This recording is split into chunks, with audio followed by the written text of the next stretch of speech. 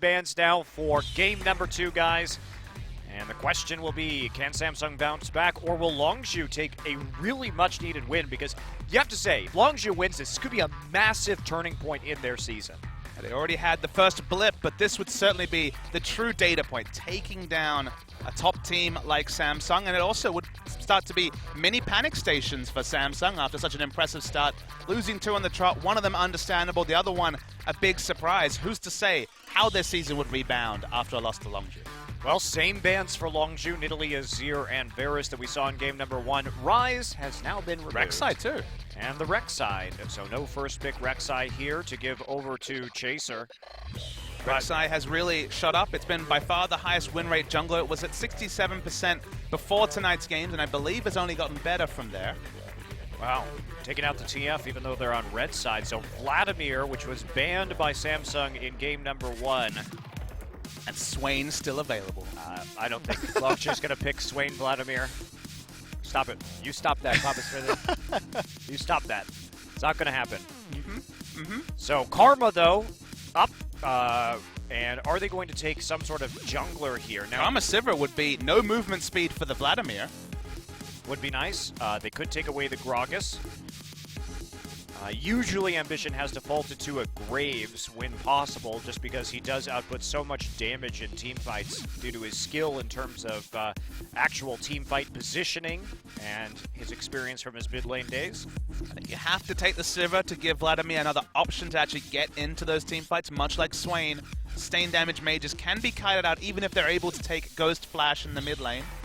So Fury obviously just had a carry performance on the Sivir. Gives you some troubles in the laning phase. Against Karma also will struggle, but I think you need it for team comp. So let's see if Longzhu actually reach for it in this round of the draft. Taking a look at that Elise, but usually those hovers, not really too important because if they are going to take a jungler, they won't bother swapping him around, just have Chaser select that jungler. They could also lock up the Swain in this rotation. Not going to happen, Papa Smithy, I'm sorry. The dream.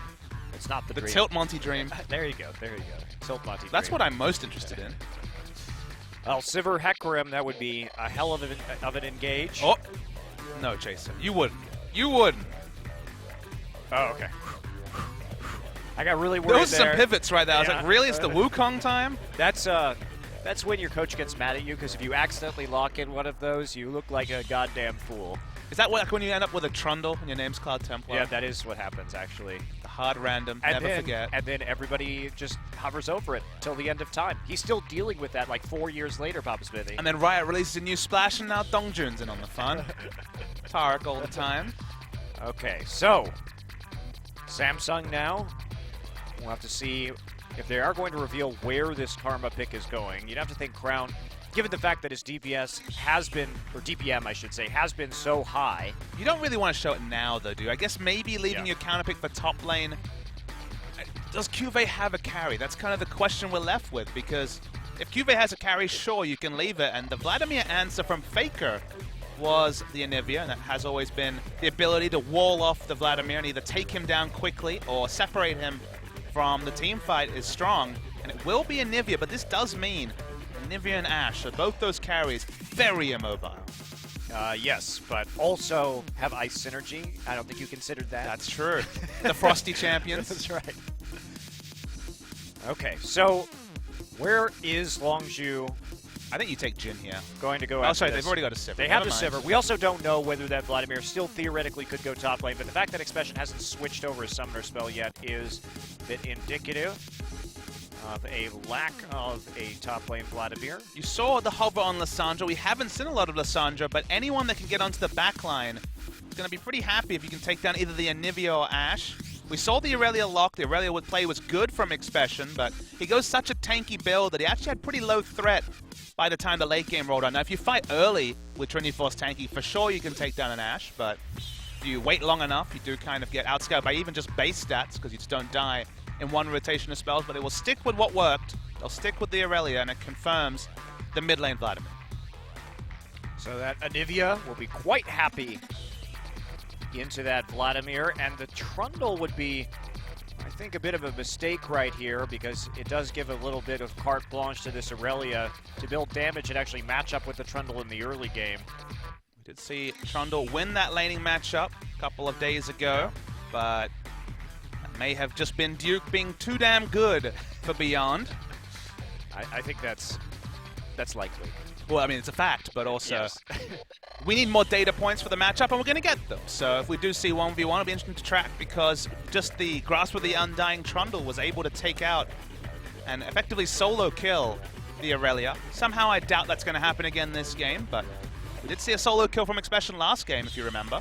Yeah. Very early into what was that long, 60-minute plus epic. Look, I'm just happy we're not seeing the Echo anymore, Papa Smithy. That Echo pick, I've seen it now from Cube and Trace. I am not convinced that after the nerfs, this top lane Echo is any good.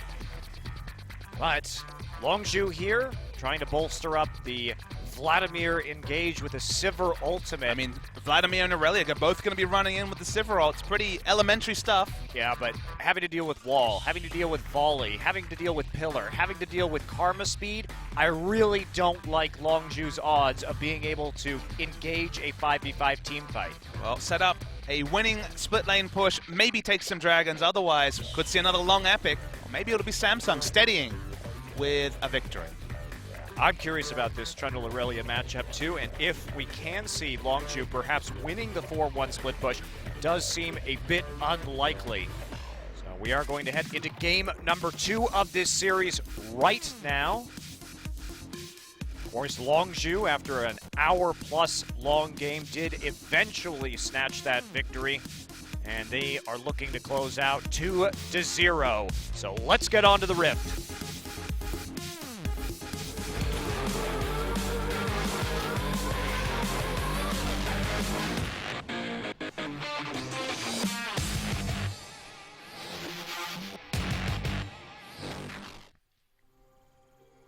Mountain Drake will be the first one here on Summoner's Rift in Game 2 of Longzhu versus Cuvée, and it's match 27, which means that we are more than halfway through our first round robin, which consists of 45 matches.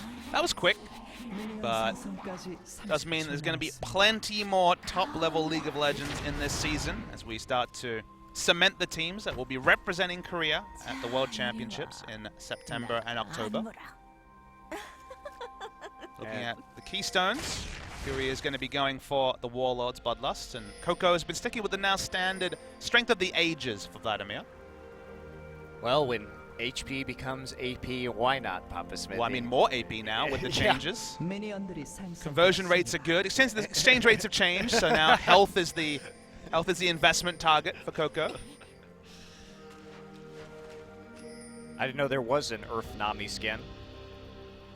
There is. It's actually quite old now. Been out of the loop, Monte Cristo. Out of the skin loop? Well, Nami's been out of the competitive scene loop. Fair. Deep Sea Nami, though, is coming soon, so we will need to go back and see if it's quite as annoying as River Spirit. They'll have a field day with that. I don't think he will. I think he won't like it.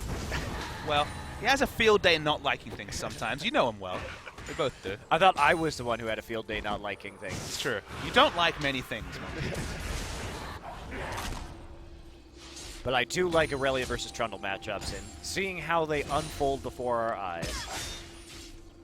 Well, so far, level 1, it's not going to be very exciting. No. Actually, there might actually be a pushing advantage for Cuvée in the matchup because he has an auto attack cancel at level 1. So theoretically can do more damage since neither laner has AoE.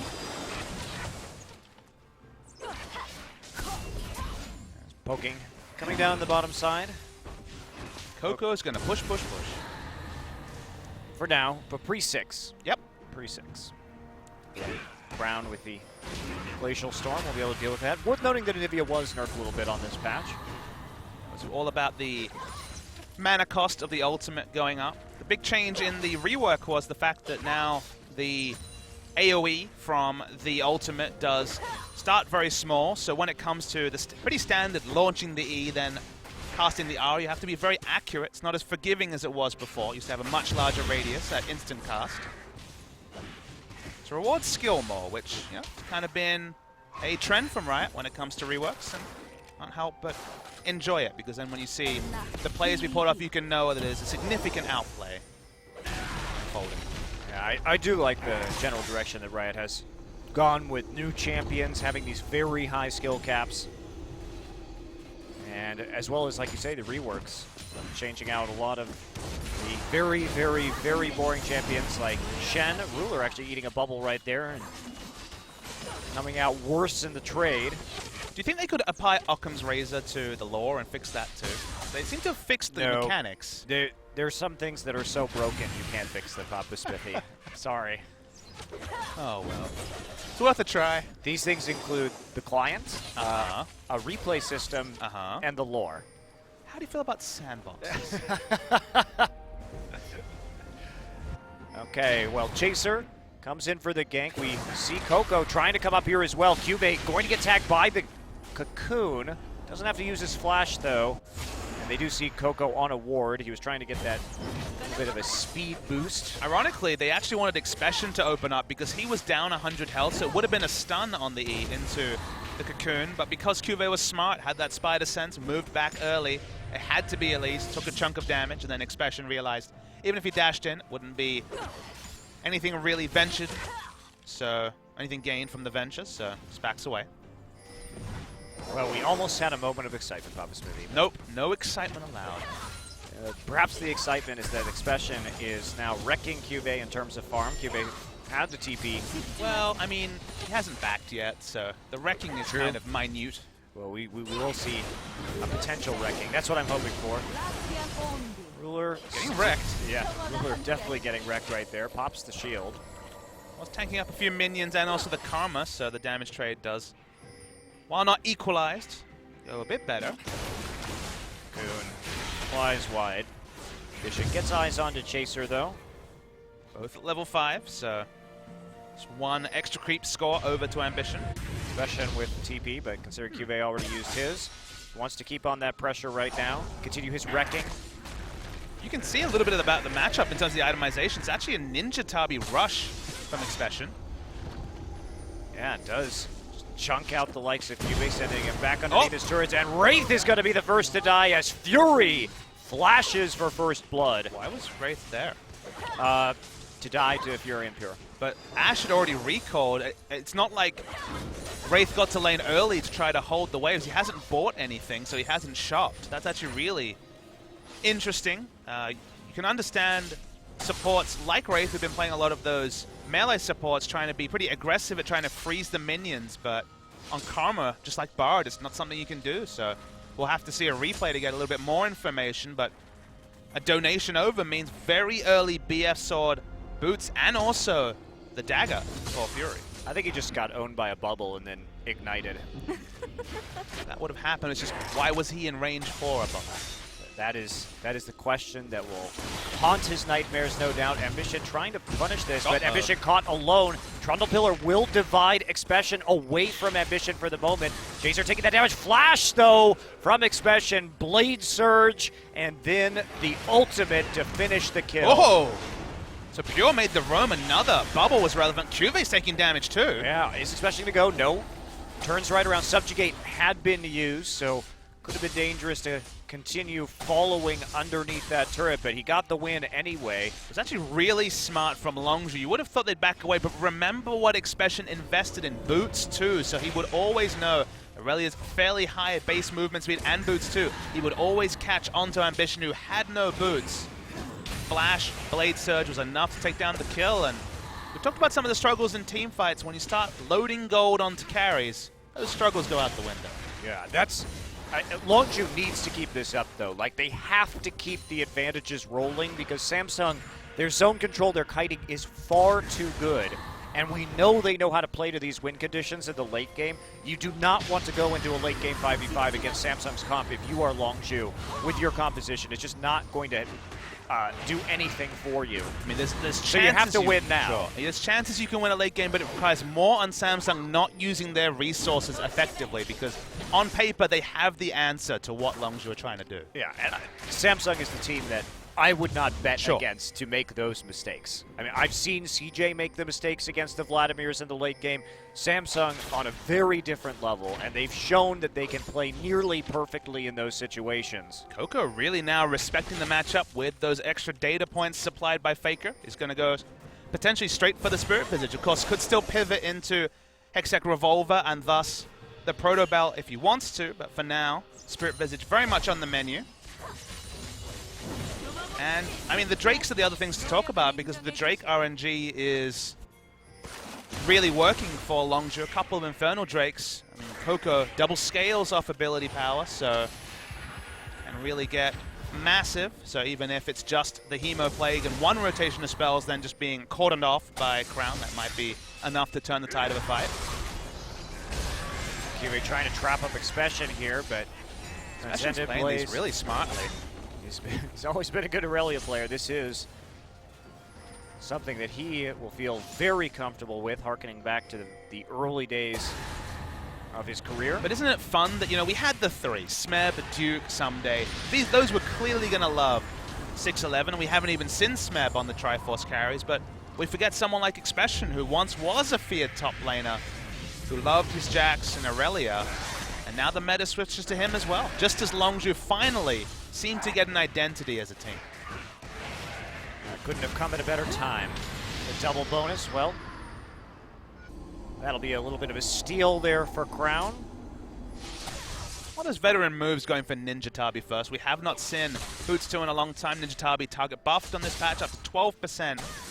Reduced auto attacks. We saw the solo kill by Duke onto Beyond's Aurelia, but Ninja Tabi both respects and gave the chase potential to get the kill onto Graves, so the double duty from those boots has really helped out, especially. Yeah. Playing back underneath his turret now, making sure he sweeps up the remaining CS. He's still looking for that completed first item as he zeroes in onto the Phage. I don't think the chilling actually applied there, because Coco took no damage. You might be right. Ambition and Chaser have had a little bit of a back and forth at each other's Raptors over the past few minutes. They've got to kill in top, they've got to kill in bot. I think the Drakes really need to start rolling, because even with their Drakes last game, they found it very difficult to take out the game. I guess the game did end during the last Infernal Drakes buff, so when they finally got that, Ruler's caught. Oh, Ruler is caught. There's the knockup, does fly a little bit wide. Arrow finds its target in Fury, and Wraith bounces back with a Mantra Q. Coco gets chunked out there. Fury's going to go for this one, though. Not sure how wise that was. Bubble lands on Wraith. Ruler has to use both summoners, so it was a 2-for-3 trade of summoners, as this bottom lane has just been a bloodbath in the first 10 minutes. It's popping off 2v2. You have to think maybe the bubble was not off cooldown because it was only thrown after everything had been blown by Ruler. Ambition, though, gets caught. Coco uses the Ghost. There's the Hemo Plague. They want to come in with this, but it is a 2v3, and they are going to have to just back away. Nothing they're going to get. Pure in a bit of a danger zone now against Crown. Crown on the pursuit, had used his Ghost. Backs away, okay. Thought he might be too overextended for the remainder of Longzhu to come and get the 1-for-1, because Pure would have died to a single rotation of spells, not a movement of people. He would have died to a single rotation of people coming down out of the jungle, too. That's true. Seems a bit more formidable, a rotation of people. Well, actually, that's not true. So, Crown would have died to a rotation of people. That's what he was afraid of. And Pure was afraid of dying to a rotation of spells. There you go. That's how it is. Fine line between people and spells, it turns out. All rotations are deadly, though. If anyone would know, that is you. Chaser, this is Raptor buff pop, but not going to be too much of the games from that. Ward relatively low on the timer. Will Vlad finish the Spirit Visage? Because there could still be the pivot to Proto Belt, and yes, it will be Spirit Visage Rush. So I'm feeling that Coco has found a way to navigate this laning phase, and it never feels good to go full defensive itemization. We see a lot of people go Kindle Gem, Negatron Cloak into Proto Belt, but he was able to walk up and get EQ trades that he would have lost if he didn't have the magic resist. So this will probably be the new standard if we are to see more of the Vladimir. And given that he doesn't have any changes on this or future patches, Vlad's going to be pretty damn popular. Yeah, Stinger second now from Expression. Not going for the Berserker's Greaves this game, so instead of going Sheen, goes for that attack speed, the 35% that he would have gotten from the Berserker's Greaves, instead from the Stinger. So still just trying to extend trades with the W.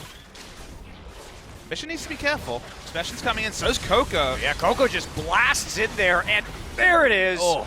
Chaser switches over to human form to get that range and takes him out at the last second. Coco really committing to that with the flash, but they get the necessary damage down and they punish. Ambitions move forward into their jungle. Ambition, of course, going to be slowly trying to farm his way to late game teamfight relevance. Now 0-2-0, has some more camps than Chaser. QV does not want to be here. Cocoon immediately following the Equilibrium Strike. Expression just working him down with that true damage. What the hell Chaser. is he doing? Yeah, there was no jungler. His mid laner wasn't there. Crown now trying to stop this. This may be folly from the likes of Samsung. Pure has come up into the mid lane, walled off, and actually nearly bursted down, forced the ultimate to be used. Gotta be careful against that poke, and he goes way too deep. Crown with the Hemo Plague, though, is going to get egged in this scenario. Oh, survives with the help of the Karma Shield. So low on HP, but the Rift Herald was taken down in that engagement, so Expression, it's like he was the one who picked that up, most likely. That's the sort of walk-up you could do against a Maokai, but against an Aurelia with the item lead, it was just insanity from QV. The arrow was coming, the allies were coming, but the timing just seemed to be woefully off between QV and the rest of his team. Well, he knew he was going to get stunned because the Aurelia had a little bit of damage too, which led stun straight into the actual Cocoon. It actually looks like it's Heat-10 style and Equilibrium Strike both on 3 points right now. Interesting. For Expression. So I wish we could have seen the early laning phase to see when he pivots between the skills, because it can always be interesting. I mean, Aurelia famously, if you listen to Wicked and in general, has always been that champion where each point in ability really changes the strength of her laning phase. Nice to see her back in the meta. this time it's going for a very balanced approach. Right, at least the 3-3. Well, working out, and Longzhu, as many faults as their compositions have, they've been given a bit of a freebie here from Samsung early. It's only 1,500 gold lead. They need to keep on pushing this if they want to conclusively take out this game. But if this Aurelia starts to go off and Samsung loses their ability to win the 4-1 split, that's where Longzhu gets powerful, and they are going to dive. And again, just chaining the crowd control. QV trying to pick it up. Expression not going to die to the turret damage, but they respond by taking the Mountain Drake. Mountain Drake number 2 coming up at about 22 minutes and 10 seconds, but they traded for a turret. Expression doesn't actually get the finisher. That goes to Chaser, but the turret, a huge edge. Expression's just so damn smart. He waited for Trundle to do that first bit of damage, got the stun, of course. Chains into the Cocoon and everything from there is very obvious, but the mind of an experienced Aurelia player is on full display. And it's got them a pretty significant snowball. 20 CS and now a turret. And I guess Trinity Force is going to have such movement speed and kill pressure that, once again, sending someone to answer the Aurelia is not going to be trivial, whatever the itemization is. And as you can see, it's going to be Titanic Hydra first from QV. Yeah. Big pickup. QV thinks he can play this matchup just fine from behind. Triforce and the dagger. Things begin. They are beginning. I wonder where the dagger's going. Yeah, that is a good question. Wit's End, Edge case was buffed on this patch, but still unlikely. It's just, think of attack speed items. Yeah. Didn't build any other attack speed items in game one. It was full defense from here. No, but I think he knows he needs to win the 4-1 split if they're going to win this game. They have to win that, basically, or pray Samsung makes some sort of team fighting mistake in a 5v5, which seems unlikely. So, if he's going to go for attack speed and just single out the Trundle... Blade of the Ruin King, I guess, is the possibility. I would tend to lean towards that, just because Wit's End against the Trundle is not very useful. He does have a Elise and Vladimir on his lineup, so shredding magic resist would be relevant, but I think you have to give the benefit of the doubt to play the Ruin King and be happily surprised if it is the newly buffed Wits End as Chaser. Yep, pops up into the sky. Expression rolls through. There's Coco. Hemo Blade down, and there's the engage. Expression still alive. Chaser just standing, attacked by red buff right now. Can't do much at all. He took a ton of damage from the Brambleback. Expression flashes back over the wall. Pure here with the heal. Bubble not going to hit anybody. Crown still trying to kite this out. Here comes Fury, and there goes Crown. Falling as the AD carry arrives. They get 2, and they're corralling more underneath the turret. Ash still on the bottom side, so this is a 2v5 on the dive. Cube, the next to fall. Ambition trying to run, but single down. And Expression comes out of that. Man, what a great play there. Fury just joining the rest of his team, and they're still going to push for a tier 2. What a commitment. This fight starts with Siva in the bottom lane and walks the whole length of the map. We thought this was going to be explosions, but it's a full tank Vladimir, so the damage is certainly not massive. And I thought Expression is over-pursuing here. Of course, Crown is to re-come from the egg, no longer be Anivia, be the Anivia again. But he flashes over, gets the heal, re-engages, Siva joins as well. Fury's aggression on his re-entry of the team was on full display in their victory against ESC Ever, and it's on full display again here. And now they just continue the dive, and it's just so well coordinated. This is not a Longzhu we have ever seen. Coco played that dive super well, too. Just leashing the turret on the outside, trying to heal up with his Q, and then de-aggroing as Aurelia was leaving there with his pool. And Expression just following on through, and man, Fury was just quick to get up into the topside jungle. His aggression is just unbelievable to watch, and think about what he got out of it. He's now 4-1. Arrow goes wide. It's a 2v1.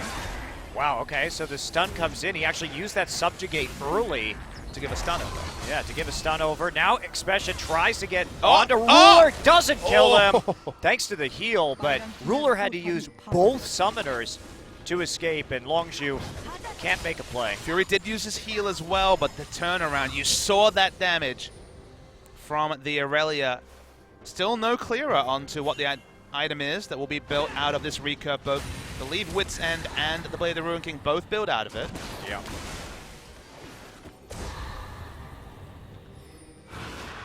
Longzhu trying to take away this blue buff. Chaser steals it away. Big takeaway from the Anivia.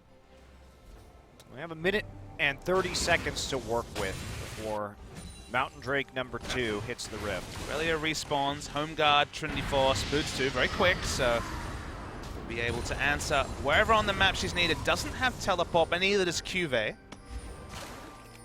I mean, just the investment from Fury to be able to conceptualize the fight and understand is Crown. Wow. Whoa. And he stopped up right at the very end. Get out there. And yes, he does need to get out, and he will. Drops down inside the Glacial Storm, but of course with Crown that low, dangerous to try and stick around longer than he has to. Does recall, and Chaser got some time right now. Of course, Chaser with a 3-0-3 on this Elise has managed to accrue quite a princely sum and get a Rylai's pretty early. But you have to smile that he's gone straight for the Rylai's. Oh, another 1v2 in action. Expression gonna try and dodge out with the Blade Surge. Will be stopped up by the pillar. Transcendent Blades doing what they can. Gets back to the minion wave. Well, there's an Aurelia player. Yep. Classic Aurelia. Fun to see again. But the Rylai's is so smart. It makes me smile because we talked about the fact that Longzhu need to end it early, need to snowball their advantage, ensure that they're split pusher in Aurelia, and just everything happens early before scaling from items like Rod of Ages is completed. Get the Rylai's, pile on the power, almost solo kill Crown, who's been farming away. Nice to see from Chaser, and Longzhu once again. They just have it together in every facet. Another Mountain Drake, absolutely huge for them. Only their first, answering Samsung. Oh, that's right, you're absolutely right, so still important, especially if Expression can win the split push battle. It's going to be Blade of the Ruin King with the Vampiric Scepter in inventory. It would be quite odd if it was the Wits End. It'd be so cool, though. Would it be, Papa Smithy? Warwick and Aurelia. All right, so let Chaser carry. That's what you're saying. And Aurelia is just an attack speed debuff machine. Exactly. Great. It's just fun to see Expression mix with the builds, because remember, it was Triforce full tank in game 1. That's what he thought he needed. With the Snowball here, he feels confident enough to be going for that Blade, and with how strong he is, you Blade Surge onto this Ashe, and even if you're not able to stun her, Blade active and the slow, there's plenty of damage, and from there, Ashe dies very, very quickly. Really pushing this far into top lane, even though the turret has already been destroyed at tier 2. Holding their position while they look for this red buff, hoping to force another fight here, perhaps. They do have TP advantage, Longzhu. They have good Baron damage as well, so... Yeah, Wraith really didn't want to go for that one. Flashes out immediately. Wraith, now that he's been taken off his comfort zone of Nami and Braum, has looked a little bit more questionable in this series, and I mentioned the Baron damage. They're going for it, but well spotted out by Ruler. Got to use that hawk shot there.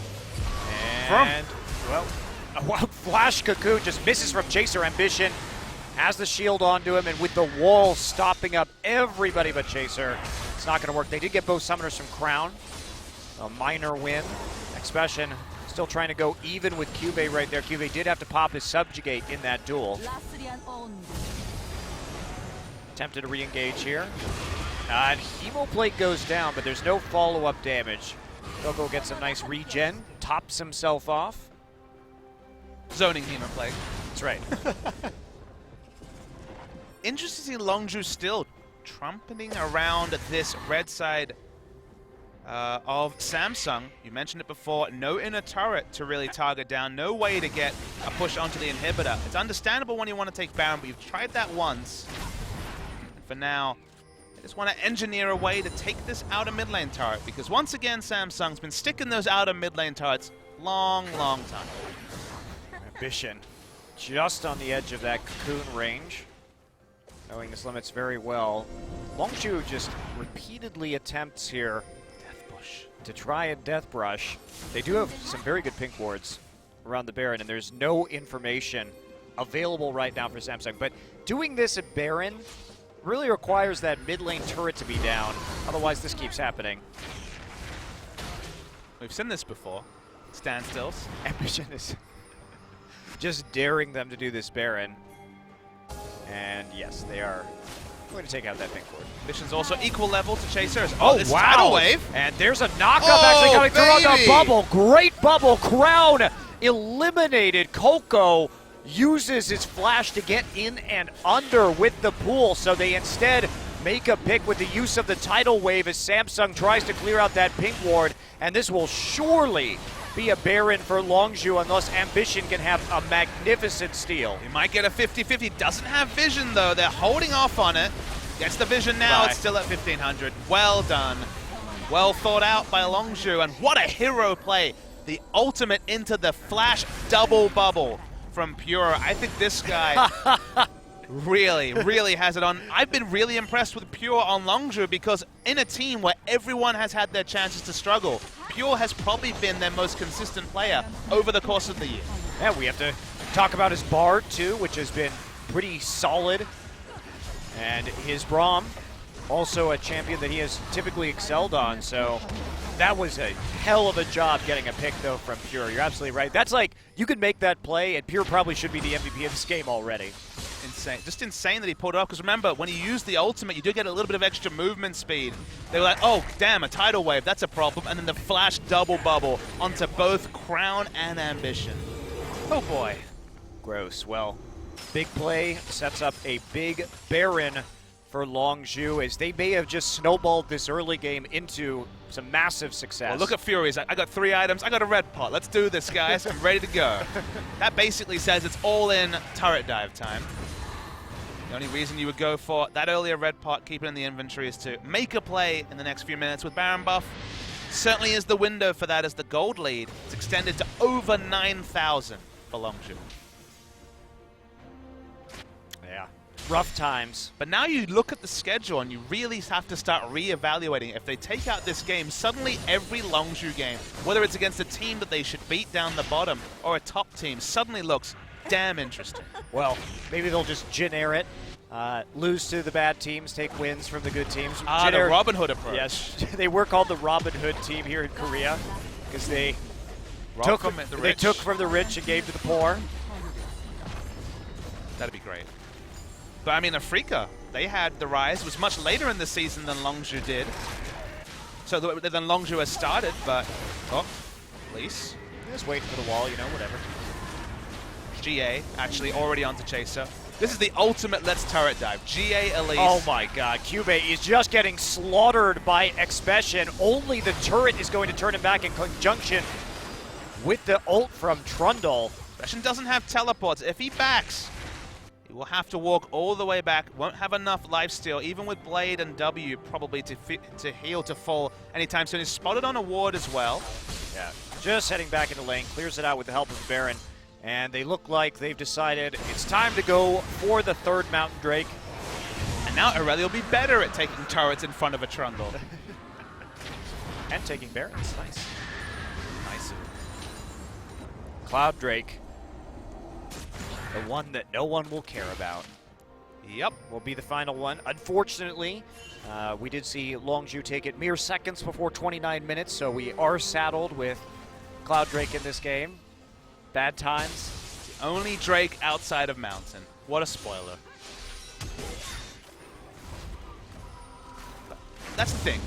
We talk about SKT a lot. They draft well, they build to their draft, they look at the enemy's weaknesses, and when they're weak in the game, they try to take them. Oh, speaking of weakness. Yeah, Crown getting chunked down already, and he has to flash. Emo Plague's on him. Coco is not done.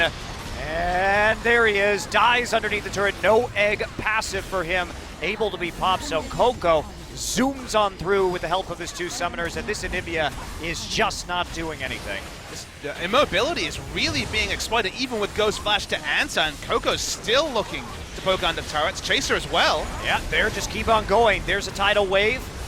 Ambition, now the next target. Coco is not done here. Zhonya's Hourglass use. He may be in a bit over his head, and he will drown there.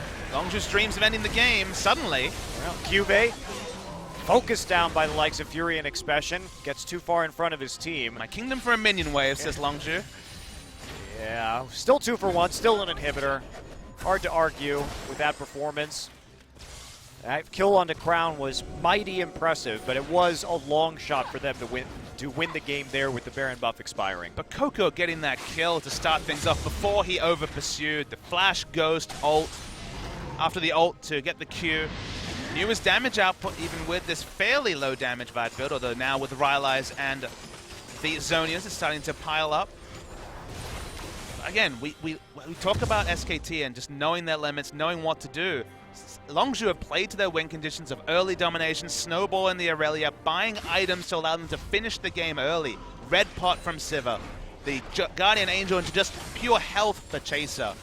They've done exactly what they needed to do, and they're one more team fight away from ending the series.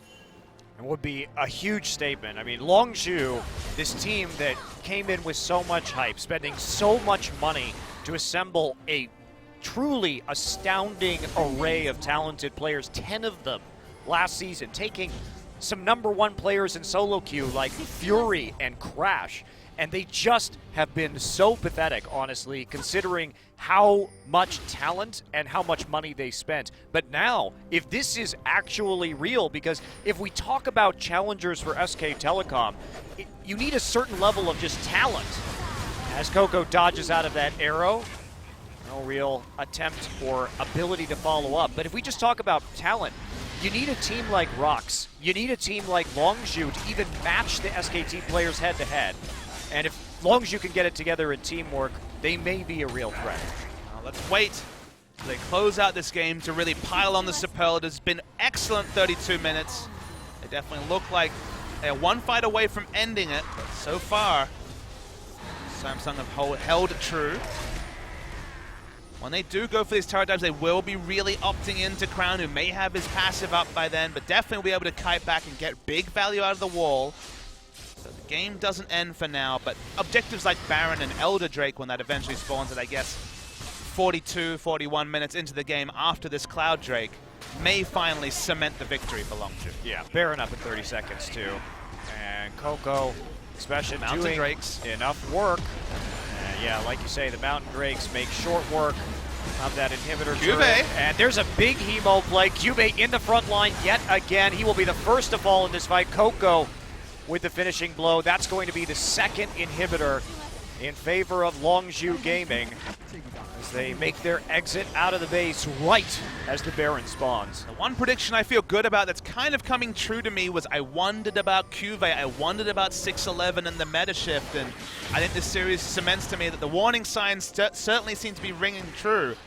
And Samsung was so well suited to 6.10, the post-MSI meta in general, but 6-11 and that change of focus to top lane plays into the wheelhouse of Expression and Longzhu, and Cube doesn't seem to be on the same page just yet. Yeah, Wraith now firing his Qs into the Baron pit, hoping to get this one down, but Ambition just isn't there. Baron dropping low, 2,700 HP. They have to deal with Ambition on the side. There's going to be a flash Chase is over going to die to Baron. from Coco, and are they going to get something? Ruler trying to retreat away from Expression. Chaser does not die to Baron, does get his GA popped, however, and Crown now the next focus. Arrow's going to land onto Pure. Cube TP's back in, but can he do anything? Finishes off one member. Pool underneath Cube. They're trying to kite for the Fury. bubble. Beautiful bubble. Coco survives. And a bit of a dicey Baron there for Longzhu, but they come out on top. Pure was one of the early frontrunners for the best Bard in the league. Was probably eclipsed in that, but man, his Nami's looking pretty damn outstanding as well. This was a big problem for Longzhu. Chaser had to tank it up, the Baron, because everyone else peeled away, so they're in a really awkward spot. He does still go in, but has the Guardian Angels, why he could make the aggressive play onto Crown. They all in on finishing Crown, which is definitely the right choice. And Cube, so many different tempting targets to turn onto, but Pure has the ultimate answer, the heal into the beautiful Aqua Prison. Ends the hopes for Cube. Comes pretty close to ending the hopes for Samsung. Yeah. Well, they survive another day. They do get Look at us. their mid lane inhibitor up again, but Cube is dead. Cube also has no TP, so Longzhu has a nice little timing here. Expression found out, trying to camp that brush with a pink ward. 40% CDR with just 2 items now in this new post-Trinity Force rework world, Frozen Heart and the Trinity Force. They turn onto Baron. Expression not even there, but it's not going to matter.